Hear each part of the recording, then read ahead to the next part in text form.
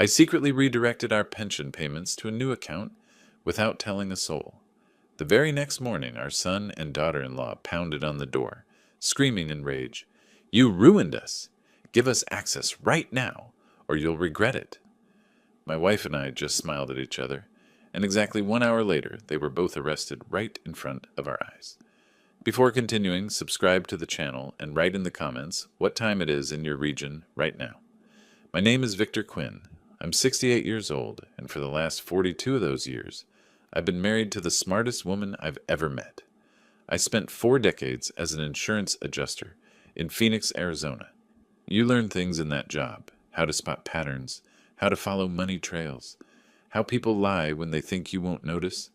Those skills kept me employed. They also kept me sharp. But Dorothy, she's the one who keeps me honest. We met in the university library when I was 24. She was working there part-time while studying education. I walked in looking for a book on risk assessment, walked out with her phone number instead. Took me 3 tries to ask her out. She said later she was waiting to see if I'd give up. I didn't. 44 years of marriage teaches you things. We finish each other's sentences. We can read each other's moods from across a room. And when one of us sees trouble coming, the other one feels it too. Our house on East Camelback Road isn't much to look at. Ranch style, 1 story, bought it in '89. But it's ours, paid off. Dorothy keeps a garden in back. I've got my ham radio set up in the spare room. Call sign K7VQ. Late at night, when the atmosphere's right, I can talk to operators in Australia, Japan, places I've never been. Dorothy says I'm talking to strangers halfway around the world but can't hear what's right in front of me. She wasn't wrong. Our son Quentin is 39. When he was little, he'd wait by the window for me to come home from work. The second my car pulled up, he'd run out, arms wide. I'd scoop him up and he'd tell me about his day in one long, breathless sentence. 7 years ago, he married Kimberly Rogers. That's when everything changed. Dorothy saw it first. She always does. "Watch how she looks at our house," she whispered during their 3rd visit as a couple. I watched. Kimberly's eyes swept over our modest furniture, our simple kitchen, our worn carpets. Her smile stayed perfect, but her eyes were calculating. "She's measuring," Dorothy said later, "seeing what we're worth." I laughed it off, called her paranoid. Dorothy just looked at me with those patient eyes. "You'll see." Kimberly was beautiful, still is. Yoga instructor, or at least that's what she calls herself when she actually shows up to teach a class. Mostly she posts photos on social media. Perfect poses, perfect outfits, perfect captions about wellness and gratitude. Meanwhile, they were renting a villa in Scottsdale they couldn't afford. Quentin became someone I didn't recognize. The kid who used to call every Sunday stopped calling. The son who'd dropped by just to check on us started making excuses. When they did visit, Kimberly did most of the talking. Quentin just nodded along. "He's afraid of her," Dorothy said one night after they'd left. "He's just trying to keep the peace," I replied. She shook her head. "No, he's afraid of what she'll do if he disagrees." 3 months ago, Quentin came over alone, sat at our kitchen table, coffee going cold in his hands. "Dad, I want to help you and Mom with your finances." I set down my newspaper. "Help how?" "You're getting older. Bills are complicated. Online banking, automatic payments. I know it's not your generation's thing." He smiled, that old Quentin smile. "Let me handle it for you. I'll make sure everything's paid on time." Dorothy stood in the doorway, dish towel in her hands. Our eyes met. I saw the warning there, but he was my son. "All right," I said. "We'll give you access to the main account for bill payments." Dorothy's jaw tightened, but she didn't say anything. Not then. Quentin hugged me when he left. "Thanks, Dad. You won't regret this." Dorothy and I sat on the back porch that night. She was quiet for a long time. "This was a mistake," she finally said. "He's trying to help." "Is he?" She turned to me. "Or is she making him ask?" I wanted to argue, wanted to defend my son. But Dorothy had this way of seeing through people. Comes from spending 30 years working with children. You learn to spot the truth behind the words. 2 weeks later, she came to me with our bank statement. "Victor," her voice was careful, too careful. "We need to talk." We sat at the kitchen table. She spread the pages in front of me. Her finger traced down the withdrawals. "These don't match our bills," she said quietly. I looked, really looked. She was right. Our monthly expenses shouldn't be that high. I pulled out the previous month's statement, same pattern. Withdrawals that didn't make sense. Amounts that were just slightly off. Dorothy watched me. I already checked. These aren't our utility bills. These aren't our insurance payments. Then what are they? She didn't answer. Didn't need to. We both knew. That night, I couldn't sleep. Dorothy lay beside me in the dark. We should ask him, I whispered. Not yet. Her hand found mine. First, we need to know how bad it is. How bad it could be, she squeezed my fingers. Trust me. After 44 years, I do. Dorothy has this habit. She documents everything. Old letters, photos, family records. She's been building a genealogy archive for 20 years. Filing, organizing, cross-referencing. I used to tease her about it. Who's going to read all that? I'd ask.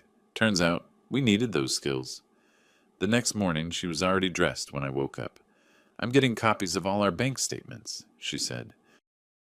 Every transaction for the last 6 months. Dorothy, don't, she held up her hand. Don't tell me I'm overreacting. Don't tell me to trust him. Just let me do this. I nodded. What else could I say?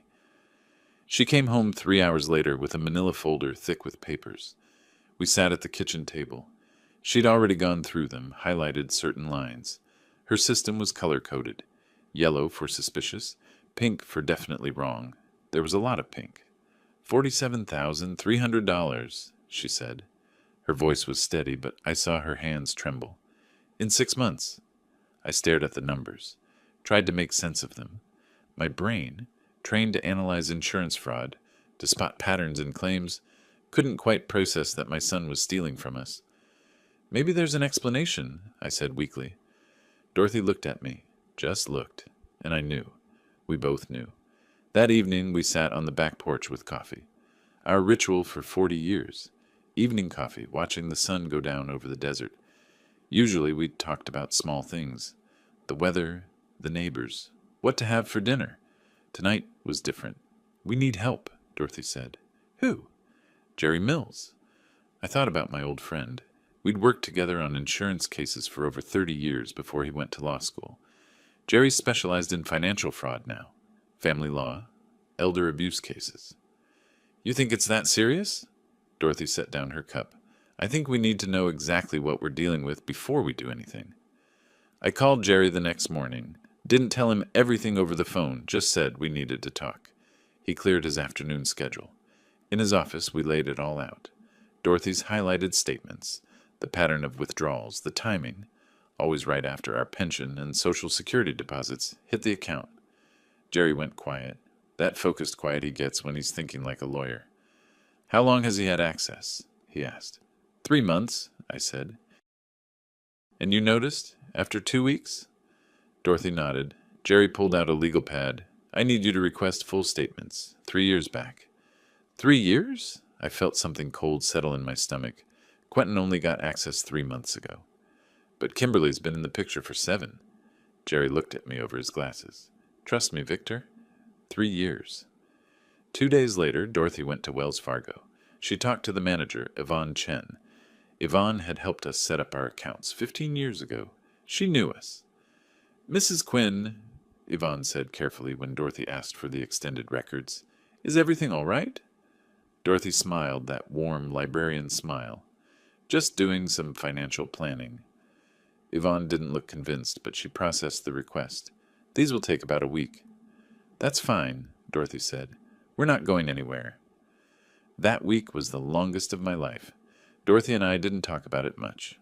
What was there to say? We both knew what we'd find. We just didn't know how bad it would be. The statements arrived on a Thursday. Dorothy picked them up. I was in my radio room when she came home. Heard her footsteps stop in the hallway. Knew what that meant. I found her in the kitchen, papers spread across the table. She wasn't crying. Dorothy doesn't cry easily, but her face was pale.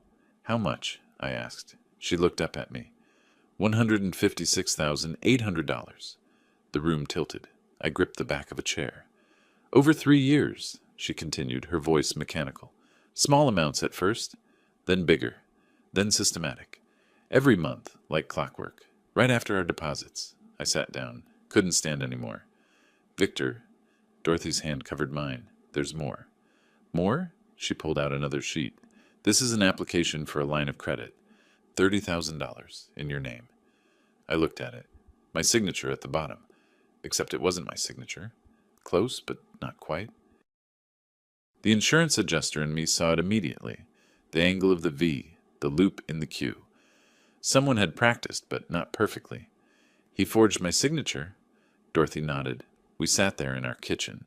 The same kitchen where we'd fed Quentin breakfast before school. Where we'd helped him with homework. Where we'd celebrated his graduation, his engagement, his wedding. The same kitchen where we'd trusted him with access to everything we had. What do we do? I finally asked. Dorothy looked at me, really looked at me, and I saw something in her eyes I'd only seen a few times in 44 years, that steel core underneath the warmth. We're not victims, she said quietly. We're not going to be victims. Dorothy? No. She stood up, started gathering the papers. You spent 40 years investigating fraud. I spent 30 years dealing with people who thought they could lie to me. We're not defenseless. We're not helpless. She was right. We weren't. What are you thinking? I asked. She looked at me and slowly she smiled. Not a warm smile. A sharp one. I'm thinking, she said, that if Quentin wanted to play with our money, we should let him. For just a little bit longer? I don't understand. You will. She squeezed my shoulder. Call Jerry. Tell him we need to see him tomorrow. And Victor? Yeah? Don't contact Quentin. Not yet. We need a plan first. I nodded. After 44 years, when Dorothy gets that look, I know to listen. That night we sat on the porch again. The desert air was cool, stars bright overhead. I reached over, took her hand. Thank you, I said. For what?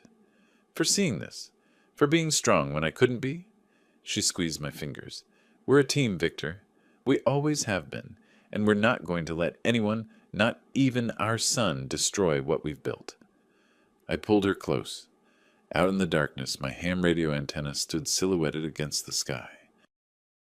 All those connections I made with strangers around the world, and I'd almost missed what was happening right in front of me. But Dorothy hadn't. She never did. So we fight back? I asked. Together, she said. Always together. Jerry Mills sat across from us in his office on Central Avenue, fingers steepled, reading through Dorothy's documentation. She'd organized everything by date.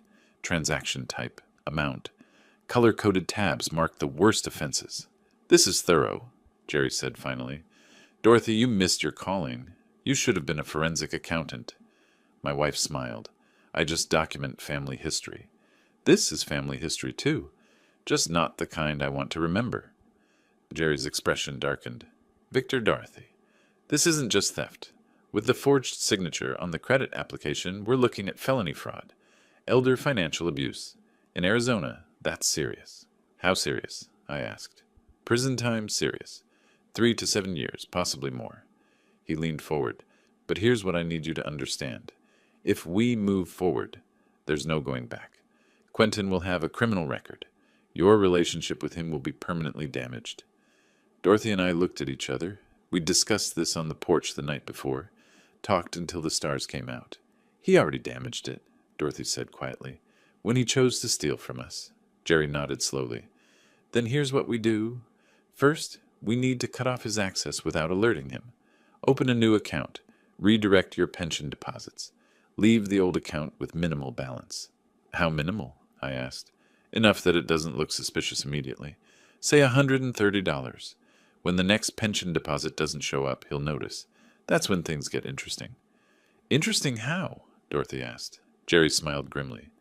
People show their true nature when money disappears. We document that nature. Video, audio if possible. Every threat, every admission. Then we hand it all to the police with a bow on top. 2 days later, Dorothy and I sat in the Wells Fargo office on the 17th floor downtown. Yvonne Chen reviewed the new account setup. Your pension will redirect here starting with the next deposit cycle, she confirmed. That's in about 2 weeks. The old account will receive no new funds. And the balance in the old account? I asked. $127. Yvonne hesitated. Mr. Quinn, may I ask why you're doing this? Dorothy's hand found mine under the table. We're protecting our retirement, she said simply. Yvonne didn't press. She'd been in banking long enough to recognize elder abuse when she saw it. That afternoon, I installed a security camera above our front door. Dorothy watched from the doorway. You think they'll come here? She asked. When the money doesn't show up? I adjusted the angle. They'll come, probably angry. Good, she said, that steel edge in her voice again. Let them be angry. Let them show everyone exactly who they are. I climbed down from the ladder and looked at my wife. She stood there in her gardening clothes, silver hair pulled back, looking like the same woman I'd married 44 years ago. But there was something different now, something harder. You okay with this? I asked. She nodded. I spent 30 years teaching children that actions have consequences. It's time our son learned that lesson. The waiting was the hardest part. 2 weeks of normal life, knowing what was coming. Quentin called twice, his usual charming self. Hey, Dad, just checking in. You and Mom doing okay? We're fine, son, I said, watching Dorothy organize her documentation at the kitchen table. Just fine. He had no idea. The pension deposit hit our new account on a Thursday morning. Dorothy checked her phone, then looked at me across the breakfast table. It's done, she said. I nodded. Now we wait. We didn't have to wait long. Friday morning, 6:15. The doorbell didn't ring, it was pounded. Then the door itself shook. Dorothy was already up, dressed. We'd both expected this. I grabbed my coffee and walked to the door. Through the security camera display on my phone, I could see Quentin and Kimberly. His face was red, her perfectly made-up features twisted with rage. I opened the door. They exploded into the house before I could speak. Quentin grabbed my arm, his grip tight enough to hurt. Where is it? He demanded. Where's the money? Kimberly pushed past us into the living room, her designer bag swinging. The account's empty. What did you do? Dorothy appeared in the hallway, calm as a summer morning. Good morning, Quentin. Kimberly. Don't good morning us. Kimberly whirled on her. You ruined everything. The mortgage payment bounced. Our car payment bounced. Do you have any idea what you've done? I pulled my arm free from Quentin's grip. What we've done? That's interesting phrasing. Dad, this isn't funny. Quentin's voice cracked. We need that money. Now, give us the PIN for the new account. New account. I kept my voice level. What new account? Don't play stupid. Kimberly's screech could have shattered glass. You moved the money. You moved our money. Dorothy stepped forward. Your money? That's our pension, our Social Security. Money we earned over 40 years of work. You promised to help us. Kimberly's face was scarlet. You're our parents. You're supposed to take care of us. I felt something cold settle in my chest. Take care of you? Quentin, you're 39 years old. We built our life around that income. Quentin's voice rose. The villa in Scottsdale, the cars, everything. You can't just cut us off. Built your life around it, I repeated slowly. Around our pension, our money. Dorothy's voice cut through like a knife. You were never supposed to have access to our money, Quentin. You were supposed to help us pay our bills. Not steal from us to fund your lifestyle. The word steal hung in the air. Kimberly lunged toward Dorothy. I stepped between them, but my wife didn't flinch. She stood her ground, chin up, eyes hard. We didn't steal anything, Kimberly shrieked. You gave us access. That makes it ours. Actually, I said quietly, that makes it theft. Quentin grabbed my shoulders, shoved me back against the wall. You ruined us. You destroyed our life. Give us the access codes now. Above us, the camera recorded everything. Quentin's hands on my shoulders felt like a stranger's. This wasn't my son. This was someone I didn't recognize. Quentin, I kept my voice steady. Take your hands off me. Not until you fix this. His face was inches from mine. You're going to call the bank right now and transfer everything back. Dorothy moved closer. Quentin, step away from your father. Shut up, Kimberly rounded on her. This is your fault. You poisoned him against us. You always hated me. I never hated you, Dorothy said calmly. I just saw you clearly. Kimberly's perfectly manicured hand shot out, finger jabbing toward Dorothy's face. You miserable old... I pushed Quentin back, put myself between Kimberly and my wife. Enough! Both of you, get out of our house. We're not leaving without access to that account, Quentin's voice cracked. Do you understand what you've done? The late fees alone will destroy our credit. Your credit? I couldn't help the bitter laugh. You forged my signature on a $30,000 credit line. You want to talk about credit? Quentin went pale. How did we know? Dorothy finished. Because we're not the senile old fools you apparently think we are. Kimberly pulled out her phone, started jabbing at the screen. I'm calling our lawyer. You can't do this. You can't just steal from us. The irony was almost funny. Call whoever you want, I said, but get out of our house. Now. We're not going anywhere, Quentin grabbed for my arm again.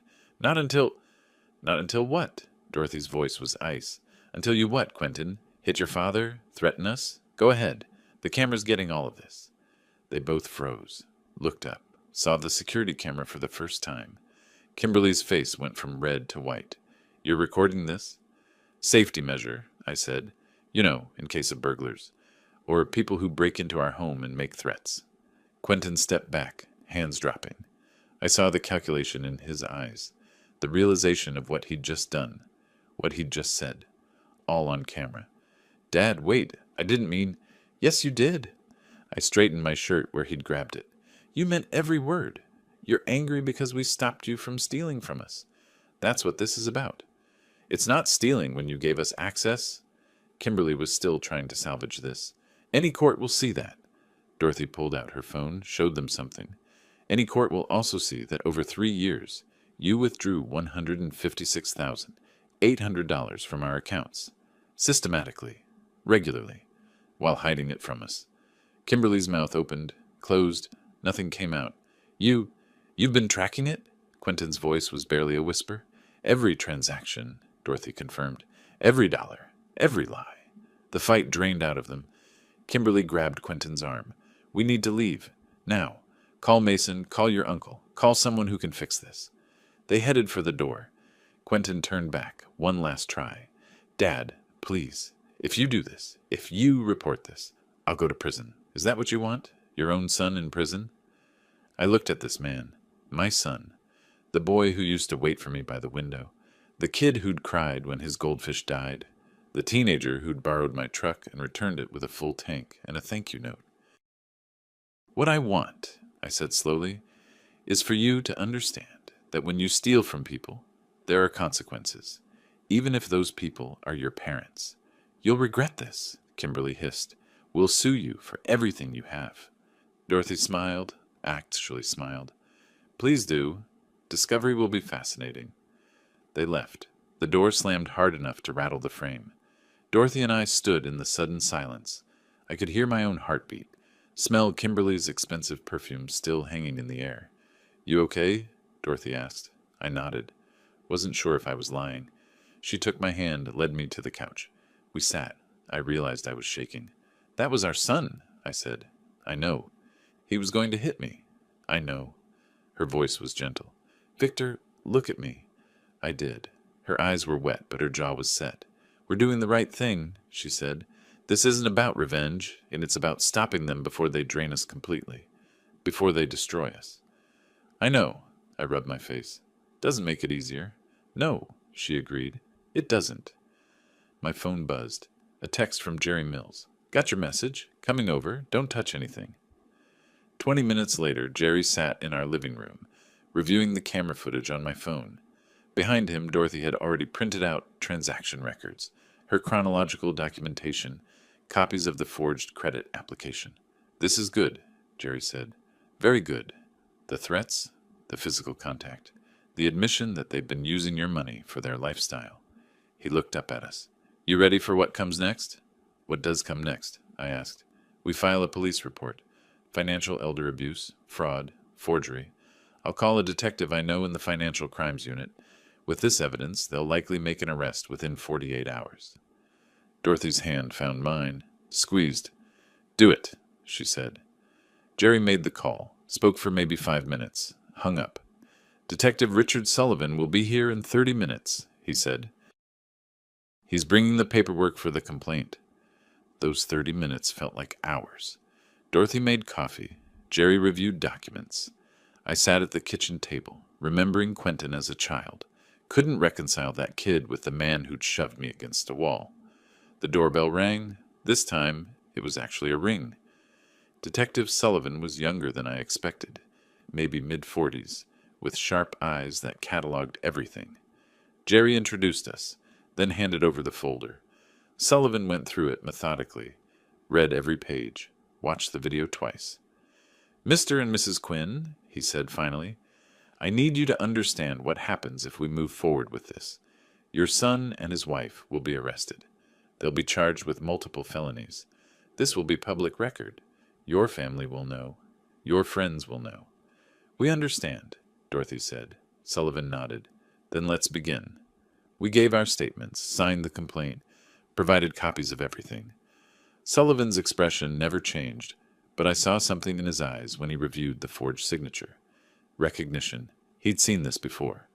"We'll execute the arrest warrant tomorrow morning," Sullivan said, standing. "I'll call you when it's done." After he left, Jerry packed his briefcase. "You two should try to rest. Tomorrow's going to be difficult." Rest. Right. That night, Dorothy and I sat on the back porch, our usual spot, but nothing felt usual. "Second thoughts?" she asked quietly. "A million of them." I looked at her. "You?" "Not one." She leaned against me. "He made his choice, Victor. Over and over, for 3 years, he chose to steal from us. This is just the consequence of that choice." I pulled her close. Overhead, stars wheeled through the desert sky. Somewhere out there, Quentin and Kimberly were probably panicking, calling lawyers, trying to figure out how to fix this. They had no idea it was already over. "Tomorrow," I said. "Tomorrow," Dorothy agreed, and we waited for the sun to rise. Detective Sullivan called at 9:30 the next morning. "It's done," he said. "They're in custody." Dorothy was standing next to me. I put the phone on speaker. "Where?" I asked. "The villa in Scottsdale. Neighbors got quite a show. 2 patrol cars, handcuffs, the works." Sullivan's voice was neutral, professional. "They'll be arraigned this afternoon. Bail will likely be set at $50,000 each." After he hung up, Dorothy and I stood in the kitchen. The morning light came through the window, made patterns on the floor. Our coffee had gone cold. "It's really happening?" she said quietly. I pulled her close. "Yeah, it is." She pressed her face against my shoulder. I felt her trembling. "We did the right thing," I said. Wasn't sure if I was convincing her or myself. That evening, my phone rang. Unknown number. I almost didn't answer. "Hello?" "How could you?" A woman's voice, high-pitched and furious. "How could you do this to your own son?" Dorothy looked up from her book, eyebrows raised. "Who is this?" I asked. "Janine, Kimberly's sister. You just destroyed 2 lives. Over what? Money?" "They were trying to help you manage your finances." I laughed. Couldn't help it. "Help us manage our finances. Is that what Kimberly told you?" "She said you're senile, that you don't understand what you're doing, that they were just trying to take care of you." "Janine," I cut her off. "They stole $156,800 from us over 3 years. They forged my signature on a credit application. They threatened us in our own home. These are facts, documented, on video." Silence on the other end. "If you don't believe me," I continued, "wait for the trial. It'll all be public record." "You're a monster," she whispered. "No," I said. "I'm just someone who refused to be a victim." I hung up, looked at Dorothy. She was watching me, that mix of sadness and steel in her eyes. "She called you senile," Dorothy said. "She did." "The nerve." Dorothy shook her head. "After what they did?" My phone started ringing again. Different number. I declined the call, then another. "Turn it off," Dorothy suggested. I did. That night, lying in bed, Dorothy whispered in the darkness, "Do you think we're bad people?" I thought about it, really thought. "We gave him every advantage," I said finally. "Love, education, support. We would have helped him if he'd asked, but he chose to steal, to lie, to forge my signature." I turned to look at her. "The consequences he's facing, those are his, not ours." "I know," she said, "but he's still my son." "Mine too." I squeezed her hand. "This doesn't stop being hard just because it's right." The next morning, Jerry called. They made bail. Kimberly's parents posted the bond. "Both of them?" "Both. They're out as of an hour ago." Jerry paused. "There's a no-contact order in place. If they try to reach out to you, call the police immediately." "Understood." Victor, there's something else. The prosecutor's office wants to meet with you and Dorothy. They're adding charges. The investigation turned up more. Dorothy was watching me. I mouthed prosecutor at her. What kind of more? I asked. The forged signature on the credit line? That's federal. Interstate fraud. The prosecutor found evidence they've been doing this with credit cards too. Applying in your name, using your information. We're looking at potential identity theft charges now. I felt something cold settle in my stomach. How much? In credit card debt under your name? About $32,000. Dorothy's hand flew to her mouth. She'd heard. Jesus, I breathed. The good news, Jerry continued, is this strengthens our case considerably. The bad news is it's going to get uglier before it gets better. We met with the prosecutor, Sarah Chen, the following week. Her office was downtown, 15th floor, with a view of the city. She was maybe 40, sharp suit, sharper eyes. Mr. and Mrs. Quinn. She shook our hands. Thank you for coming in. We sat. Dorothy pulled out her folder. She'd brought copies of everything. Always prepared. Sarah spread documents across her desk. Detective Sullivan's investigation has revealed a pattern of financial fraud spanning 3 years. Beyond the direct theft from your accounts, your son and daughter-in-law obtained credit cards in your name using forged documents. She showed us applications. My signature, perfectly copied. My social security number, my information. This is identity theft, Sarah said. Federal crime. Combined with elder financial abuse, forgery, and the threats captured on your security camera, we're looking at multiple felony charges. What does that mean? Dorothy asked. In terms of sentencing. If convicted on all charges, Quentin could face 7 to 12 years. Kimberly, slightly less, 5 to 10. Dorothy's face went pale. I took her hand. However, Sarah continued, they've retained counsel, Dylan Wright. He's already reached out about a plea deal. What kind of deal? I asked. Too early to say, but I wanted you to know this is going to be a process. Months, likely. Court dates, testimony, media attention.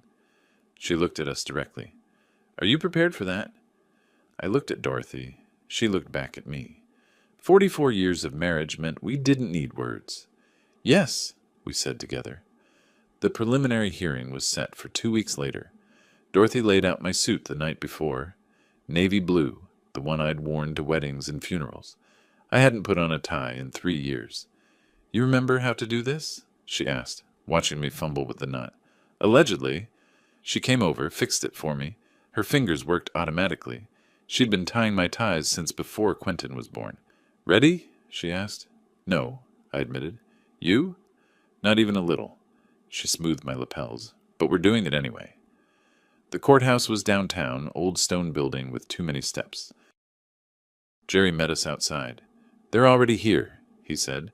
Quentin and Kimberly. Their lawyer, too. Dylan Wright? I asked. Jerry nodded. He's good. Aggressive. He's going to try to make this about family dysfunction, not theft. Make you look vindictive. Let him try, Dorothy said quietly. We walked through security, took the elevator to the 3rd floor. Outside courtroom 4B, I saw them. Quentin stood with his back to us, talking to a man in an expensive suit. Wright, presumably. He'd lost weight. His clothes hung loose. Even from behind, I could see the defeat in his posture. Kimberly sat on a bench, scrolling her phone. She looked up as we approached. Her eyes met mine, cold, hateful, not a trace of remorse. Dorothy's hand found mine, squeezed. Quentin turned, saw us. His face crumpled. He took a step forward. Don't, Wright said sharply, catching his arm. No contact, remember? Quentin stopped, just stood there, looking at me, at his mother. I saw his mouth form the word Mom, but no sound came out. Dorothy's grip on my hand tightened. I felt her tremble. Let's go inside, Jerry said gently. The courtroom was smaller than I expected. Wood paneling, fluorescent lights, the seal of Arizona above the judge's bench. We sat behind the prosecutor's table. Quentin and Kimberly sat across the aisle with their lawyer. The bailiff called us to order. All rise. The Honorable Judge Patricia Morrison presiding. Judge Morrison was 60-ish, gray hair pulled back, reading glasses on a chain. She looked at the paperwork, then at the people in front of her. Case number 2, 025-CR-4782. State of Arizona versus Quentin Michael Quinn and Kimberly Ann Quinn. Charges are elder financial abuse, fraud, forgery, identity theft, and assault. She looked up. Mr. Wright, I understand you're representing both defendants? Wright stood. Yes, Your Honor, and we're prepared to argue that these charges are grossly exaggerated. Save it for trial, Counselor. This is a preliminary hearing. Morrison turned to Sarah Chen. Ms. Chen, your evidence? Sarah stood, began presenting. Bank records, transaction histories, the forged credit application, the security camera footage. When the video played, I heard Dorothy's sharp intake of breath. Watching it again, Quentin's hands on my shoulders, shoving me against the wall. It looked worse than I remembered. Kimberly's face on the screen, twisted with rage. You ruined us! The courtroom was silent except for the audio. Quentin's voice. You destroyed our life. Wright tried to object. Your Honor, this is clearly a heated family dispute. A heated family dispute where your client physically assaulted his father? Morrison's voice was ice. Sit down, Mr. Wright. The video ended. Morrison looked at Quentin. Really looked. Mr. Quinn, do you have anything to say? Quentin stood slowly, swallowed. Your Honor, I made mistakes. I know that. But they're my parents. You never meant to steal $156,000 from them? You accidentally forged your father's signature? You unintentionally shoved him into a wall? Quentin's face went red, then white. No, but... Sit down. He sat. Morrison reviewed more documents. The silence stretched. Finally, she looked up. Bail is continued at $50,000 each. No contact order remains in effect. Trial date is set for... She consulted her calendar. 90 days from today. Mr. Wright, Mrs. Chen, work with the clerk on scheduling. The gavel came down. It was over in 20 minutes. Outside the courthouse, Dorothy leaned against me. We stood on the steps, watching people flow past. He looked so... She trailed off. Broken, I finished. Yeah. Good, I said, then... Is that terrible? She thought about it. Probably, but I feel it too. Jerry joined us. That went well. Morrison is no nonsense. She saw through Wright's strategy immediately. What happens now? I asked. We wait. 90 days. Wright will try to negotiate a plea. If they don't take it, we go to trial. He looked at us. How are you holding up? We're okay, Dorothy said. Jerry didn't look convinced. Listen, this is going to get harder before it gets easier. The trial will be public. There will be media. Family members might get involved, try to pressure you to drop charges. We're not dropping them, I said. I know, but it helps to be prepared. That night, Dorothy and I sat on the back porch, our ritual, coffee and stars. He cried when the judge spoke to him, Dorothy said. Did you see? I saw. Part of me wanted to go to him, tell him it would be okay. She looked at me. Does that make me weak? It makes you his mother. I pulled her closer. But you know we can't stop now. I know. She was quiet for a long moment. Victor, when this is over, do you think we'll ever have our son back? I thought about the man in the courtroom, compared him to the boy who used to climb into my lap with picture books. Couldn't reconcile the two. Honestly, I don't know. Maybe we'll have a different version of him. Maybe we won't have him at all. I turned to look at her, but we'll have each other, and our dignity, and that has to be enough. Dorothy nodded, tears on her cheeks catching the starlight. It has to be enough, she agreed, and somewhere in the desert night I hoped it would be. Detective Sullivan called 3 weeks after the preliminary hearing. We need to meet, he said. I found something. Dorothy and I drove to the police station the next morning. Sullivan's office was cluttered with files, coffee cups, a whiteboard covered in flowcharts and numbers. Sit, he said, gesturing to chairs. He pulled up a document on his computer screen. Your son and daughter-in-law have been busy. He showed us credit card statements. Talking Stick Resort Casino. Charges spanning 18 months. $23,000 in losses. Kimberly's, Sullivan said.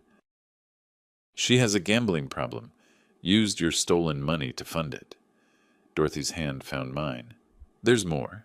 Sullivan pulled up another file. They took out loans. 3 different lenders. Told all of them the same story. That you're wealthy. That they're your sole heirs. That you're in poor health, and they'll inherit soon. I stared at the screen. Loan applications. My name listed as their reference.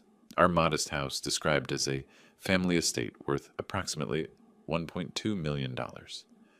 We're not wealthy, Dorothy said quietly. I know. They lied. Got about 47,000 in total loans based on these false claims. Sullivan looked at me. This is loan fraud. We're adding charges. How many charges are we at now? I asked. Elder financial abuse, identity theft, forgery, assault, threats, and now loan fraud, and gambling with stolen funds. Sullivan counted on his fingers. If convicted on everything, Quentin's looking at 7 to 12 years, Kimberly 5 to 10. Dorothy went pale. I squeezed her hand. There's something else you should know, Sullivan continued. The story hit the local news yesterday. Channel 12 picked it up. What story? I asked. Elder abuse case involving a son and daughter-in-law stealing from retired parents. They didn't use your names, but...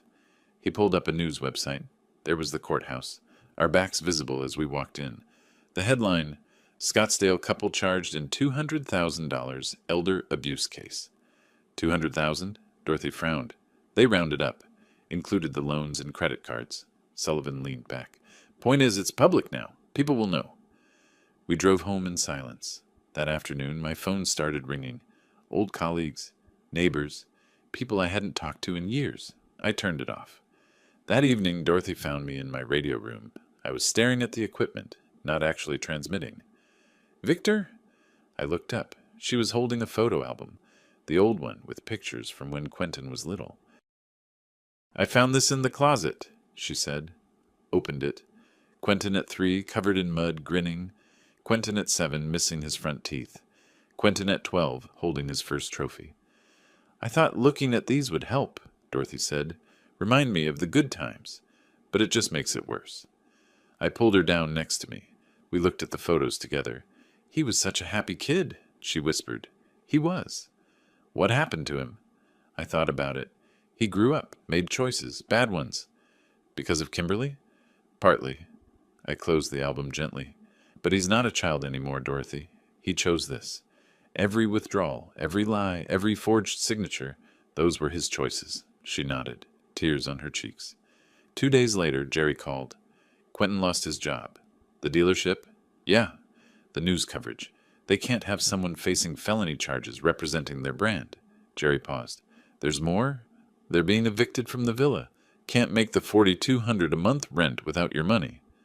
I should have felt satisfaction. Didn't. Just felt empty. Where will they go? Dorothy asked when I told her. I don't know. Not our problem anymore. But it felt like our problem. How could it not be? A week later, I got a call from an unknown number. Against my better judgment, I answered. Dad? Quentin's voice. Broken. Desperate. I should have hung up. The no-contact order was clear. You're not supposed to call me, I said. I know. But please, just listen. Just for 1 minute. Dorothy was watching me. I put it on speaker. We're living in a studio apartment now, Quentin said. 400 square feet. Kimberly's parents won't help anymore. I lost my job. We're drowning, Dad. We're completely destroyed. You destroyed yourselves, I said. I know we did. His voice cracked. But please, can we just talk? Face to face? Work something out? I'll pay back every penny, I swear. Just please don't let this go to trial. Please. Dorothy's eyes met mine. I saw the conflict there. The mother warring with the woman who'd been wronged. No, I said. Dad, you made your choices, Quentin. Now live with them. Don't call this number again. I hung up. Dorothy and I sat in silence. That was hard, she said finally. Yeah, but necessary. Yeah, she took my hand. We're doing the right thing. I wanted to believe her. Mostly I did. That night, Sullivan called again. The prosecutor wants to talk to you. Tomorrow, Dylan Wright proposed a plea deal. Sarah Chen's office, 10 the next morning. She, Jerry, Dorothy, and I sat around her conference table. Wright's offering a deal, Sarah said. Quentin and Kimberly plead guilty to misdemeanor theft instead of felony charges. They repay $100,000 over 5 years. Mandatory counseling, 3 years probation. In exchange, we drop the elder abuse, fraud, and identity theft charges. Jerry looked at us. It's not a bad offer. Guarantees you get some money back. Avoids a trial. 100,000, I said. They stole 156,800. I know, Sarah said, but trials are unpredictable. Juries can be sympathetic, especially to family. This way, you're guaranteed a conviction and restitution. Dorothy was quiet. I could see her thinking. Can we discuss it? I asked. Of course. Take your time. Outside, in the hallway, Dorothy and I stood by the window. Downtown Phoenix spread below us. What do you think? I asked. I think... She paused. I think if we take this deal, Quentin learns he can steal from us and get away with a slap on the wrist. But if we go to trial, we might lose. We might, she turned to me, or we might win. And he might actually learn that actions have consequences. I loved this woman. So we counter-offer, I said. We counter-offer, she agreed. Back in Sarah's office, we laid out our terms. We'll accept a plea deal, I said, but not this one. Here's what we want. Full restitution. $156,800, paid over 5 years, recorded confession on video, where Quentin admits exactly what he did, public apology, and a no-contact order for 3 years minimum. Sarah blinked. That's aggressive. So was stealing from us for 3 years, Dorothy said quietly. Jerry was smiling. I'll draft it. Sarah nodded slowly. I'll present it to Wright. But Victor, Dorothy, you need to understand. If he rejects this, we go to trial, and trials are risky. We understand, I said, and you're prepared for that? Dorothy and I looked at each other. 44 years of marriage in that look. Yes, we said together. Sarah sent the counteroffer that afternoon. Wright's response came 2 hours later. Jerry read it to us over the phone. He says, and I quote, "These terms are draconian and unrealistic. My clients cannot possibly agree to such punitive conditions. If the Quinns insist on this vindictive path, we'll see them in court." Vindictive, Dorothy repeated. We're vindictive. What do we do? I asked Jerry. We call his bluff. Tell him fine. See you in court. And if he actually takes us to trial? Then we win. Jerry's voice was confident. Victor, I've seen the evidence. The video alone is damning. Add in the bank records, the forged documents, Sullivan's investigation. Wright knows he's got a weak case. He's hoping you'll blink first. That night, Dorothy and I sat on the porch, our ritual. But nothing felt ritual anymore. What if we lose? She asked. We won't. But what if we do? I thought about it. Really thought. Then at least we tried, I said finally. At least we didn't just roll over and let them win. Is this about winning? No. I pulled her close. It's about dignity. About showing Quentin that he can't just take from us without consequences. About... I trailed off. About what? About not being victims anymore. Dorothy nodded against my shoulder. I'm scared. Me too. But we're doing this anyway. Yeah, we are. 3 days later, Jerry called. Wright blinked. What? He called this morning. His clients will accept your terms. All of them. I sat down. Hard. Victor? You there? Yeah, I'm here. They want to schedule the plea hearing as soon as possible. Quentin's falling apart, apparently. Wright thinks if they wait much longer, his client might have a breakdown. After I hung up, I found Dorothy in the kitchen, told her. She leaned against the counter. They accepted? Everything, full restitution, recorded confession, public apology, no contact for 3 years. We won? She said. We won, I agreed. But it didn't feel like winning. It felt like something else. Relief, maybe, or just exhaustion. That night, I couldn't sleep. Lay there in the dark, listening to Dorothy breathe beside me. In a week, Quentin would stand in front of a judge and admit what he'd done. Confess to stealing from his parents. Apologize on record. Part of me wanted to feel triumphant. Mostly, I just felt tired. Dorothy's hand found mine in the darkness. You awake? She whispered. Yeah. Having second thoughts? Million of them. Me too. She squeezed my fingers. But we're still going through with it? I thought about the last 3 months. The discovery, the betrayal, the investigation, the look on Quentin's face when he realized we'd caught him, the fear, then the anger, then the desperation. Yeah, I said. We are. Together? Always together. And in the darkness I felt her smile. The plea hearing was scheduled for the following week. Sarah Chen's office, conference room B. Dorothy wore her navy suit, the one she'd worn to Quentin's wedding. I noticed her hands trembling as she buttoned it that morning. "You okay?" I asked. "Just ready for this to be over." "Me too." We arrived early. Jerry was already there, briefcase open, documents organized. Sarah nodded at us as we entered. "They'll be here in 10 minutes," she said. "Are you prepared for this?" I looked at Dorothy. She nodded. "Yeah," I said. "We are." When Quentin walked in, I barely recognized him. He'd aged 10 years in 3 months. Gray at his temples, deep lines around his eyes. The expensive suit hung loose on his frame.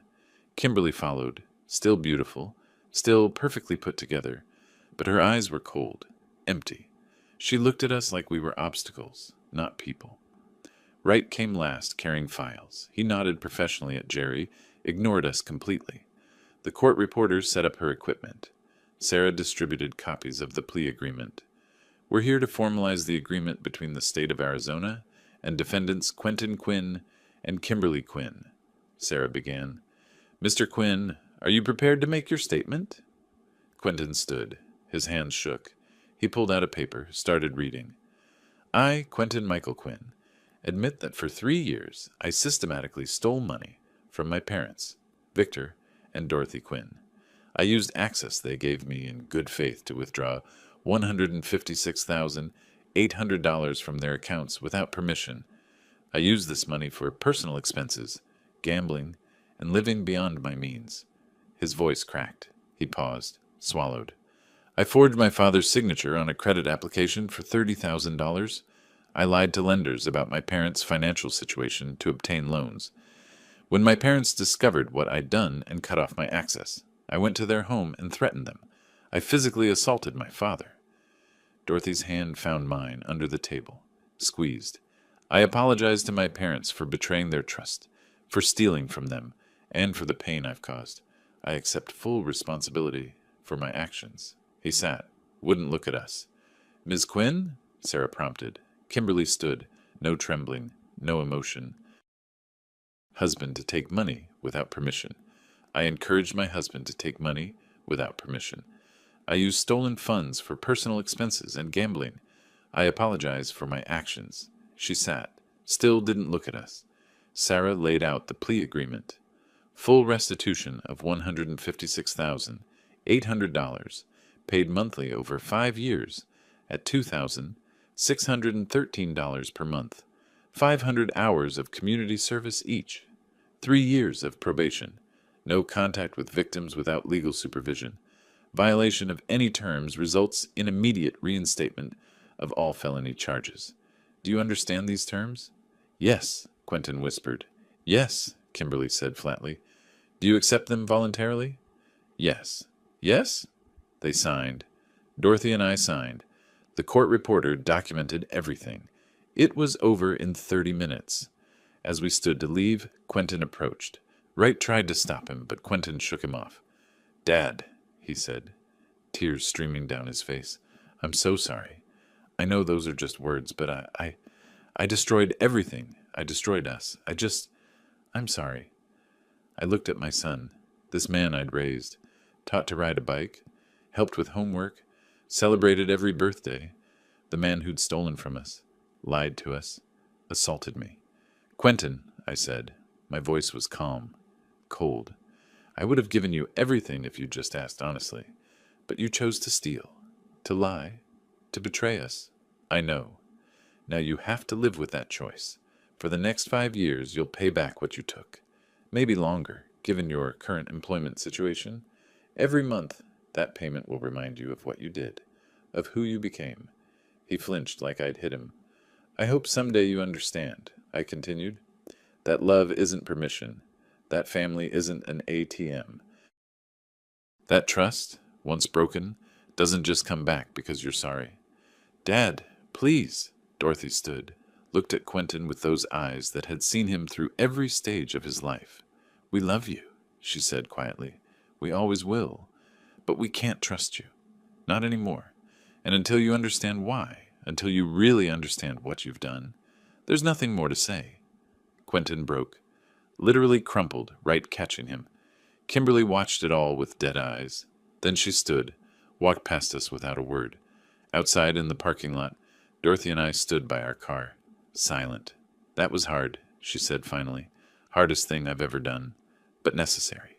Yeah, I pulled her close. You okay? No, but I will be. She looked up at me. We did the right thing, right? We did what we had to do. That's all we can do.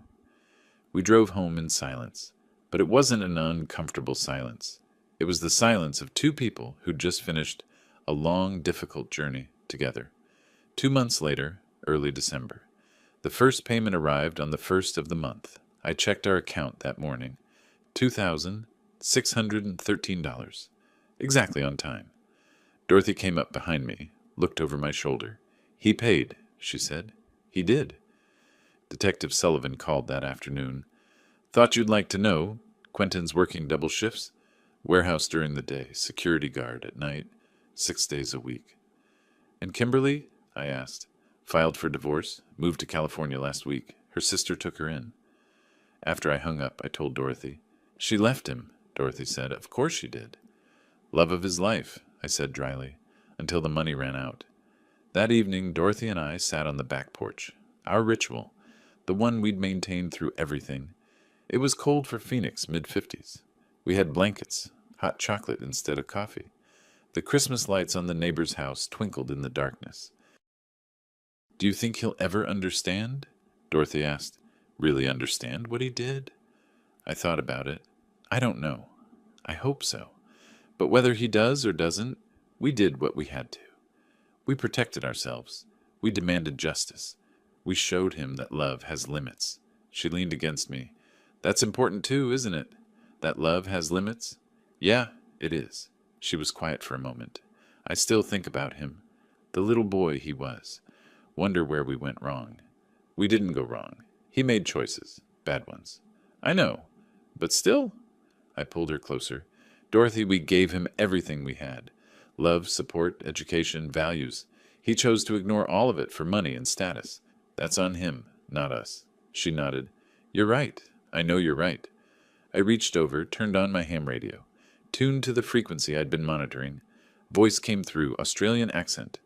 K7VQ, this is VK2RH. Do you copy? I picked up the mic. VK2RH, this is K7VQ. Good to hear you, mate. How's the weather down under? We chatted for 20 minutes. Dorothy smiled, listening. When I signed off, she said, You're still building connections halfway around the world. Someone has to. Even when the closest connection broke. Especially then. She pulled out her genealogy album, the one she'd been keeping since before Quentin was born. I watched her add new pages. Not about him. About us. What are you writing? I asked. She showed me. Our story. The last 6 months? Not the betrayal. That wasn't worth preserving. But the fight. The solidarity. The partnership. This is what I want to remember, she said. Not that our son betrayed us, but that we stood together, that we didn't let it break us. I looked at the pages, her neat handwriting documenting our transformation, from victims to fighters, from the betrayed to the vindicated. You know what I realized? I said. Through all of this? What? That we're one of the strongest teams I've ever known. 44 years of marriage, and I'm just now realizing how truly unbreakable we are. Dorothy smiled. I knew. I've always known. Of course you have. I kissed her forehead. You're the smart one. And you're the stubborn one who doesn't give up. Good thing we're on the same team, she laughed. Really laughed. First time in months. We sat there until the stars came out, made plans for next year. Maybe that trip to the Grand Canyon we'd been talking about. Maybe just quiet time at home. Together. Our money was back under our control. Our dignity restored. Our lives, once again, our own. Quentin would spend the next 5 years paying back what he stole. Working jobs he hated. Living in a tiny apartment. Dealing with the consequences of his choices. Kimberly was gone. Left him the moment the money stopped. Exactly as Dorothy had predicted she would. And us? We were still here. Still together. Still strong. Dorothy looked at me in the starlight. Do you regret it? Any of it?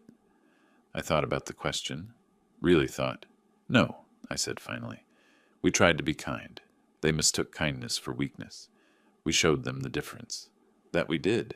And I'd do it all again. Every moment. Because at the end of the day, it wasn't about revenge. It was about refusing to be victims. It was about standing up for ourselves. Together, I added. Everything we did together. She squeezed my hand. Always together. I looked at my wife, this woman I'd loved for 44 years, who'd stood beside me through everything, who'd been strong when I wavered, who'd been steel when I needed support. You know what the best revenge is? I asked. What? Living well, being happy, refusing to let them destroy what we built. Then we won, she said simply. Yeah, I agreed. We really did. The desert night wrapped around us, cool and clear. The same stars that had watched us fall in love 4 decades ago still shone overhead. Somewhere out there, Quentin was working his overnight shift, paying for his choices, learning, perhaps, what we'd tried to teach him his whole life, that actions have consequences. But here, on our porch, in our home, with our dignity intact, we were fine, better than fine. We were exactly where we belonged, together. If you like this story, please like this video, subscribe to the channel, and share your impressions of this story in the comments. To listen to the next story, click on the box on the left. Thank you for watching.